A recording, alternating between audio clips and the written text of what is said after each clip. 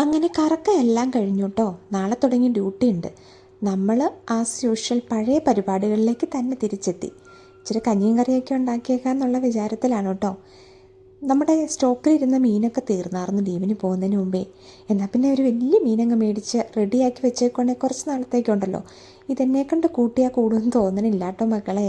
അത്രയും വലിയ സംഭവമാണ് ഇത്. സാധാരണ കുട്ടീസിന് ഇത് ഉണ്ടാക്കി തരാറെന്ന് ഞാൻ പറഞ്ഞില്ലേ, ഇത്രയും വലിയതൊക്കെ കിട്ടുമ്പോൾ. ഇന്ന് പവൻ നൈറ്റ് കഴിഞ്ഞിട്ട് കിടന്നുറങ്ങുക.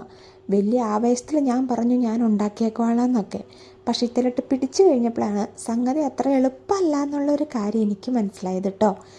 ഇപ്പം ഞാൻ ഓർക്കുന്നതേ, എൻ്റെ ചെറുപ്പത്തിൽ പപ്പ വൈകിട്ട് വണ്ടിയിൽ നിന്ന് പണിയൊക്കെ കഴിഞ്ഞു രാത്രിയിൽ വീട്ടിൽ വന്നു കഴിയുമ്പോൾ ഇതുപോലെ എന്തെങ്കിലും മീനും കക്ക ഇറച്ചിയോ ചെമ്മീനോ ഒക്കെ ആയിട്ട് വരും കേട്ടോ.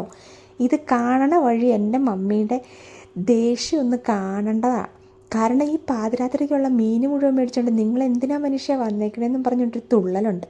അപ്പോൾ പപ്പ പറയും, എടി ലാഭത്തിന് കിട്ടിയപ്പോൾ മേടിച്ചതാന്ന്. പപ്പയുടെ ആ ലാഭം നമുക്കറിയാവേ. ഇച്ചിരി ഉള്ളിലേക്ക് ചെന്ന് കഴിയുമ്പോൾ സ്ഥിരം ഉള്ളതാണ് ഈ ലാഭക്കച്ചവടം.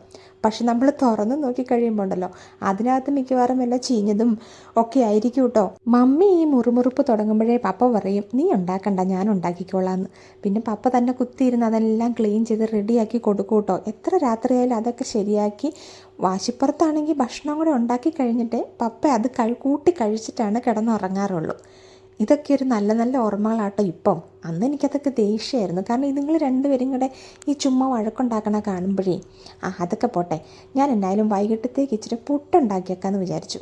നാട്ടിൽ നിന്ന് കൊണ്ടുവന്ന് നല്ല പുട്ടുപൊടി ഇരിപ്പുണ്ട്. മീൻകറിയും കൂടെ കൂട്ടി അടിക്കാൻ നല്ല ടേസ്റ്റ് അല്ലേ. കുളിയൊക്കെ കഴിഞ്ഞ് വന്ന് ഇച്ചിരി പുട്ടും മീൻകറിയൊക്കെ കൂട്ടി സന്തോഷത്തോടെ തൃപ്തിയോടെ ആണങ്ങ് കഴിച്ച് തീർത്തത് കേട്ടോ. ഇതൊക്കെയായിരുന്നു ഇന്നത്തെ വിശേഷം. 10 ദിവസം ലീവ് കഴിഞ്ഞിട്ട് നാളെ ഡ്യൂട്ടിക്ക് പോവുക. നേരത്തെ പോയി കിടന്നുറങ്ങട്ടെ കേട്ടോ, അല്ലെങ്കിലേ ഭയങ്കര ക്ഷീണമായിരിക്കും എന്നൊക്കെ ഞാൻ പറയും. എന്നാൽ പിന്നെ ശരി, പിന്നെ കാണാവേ.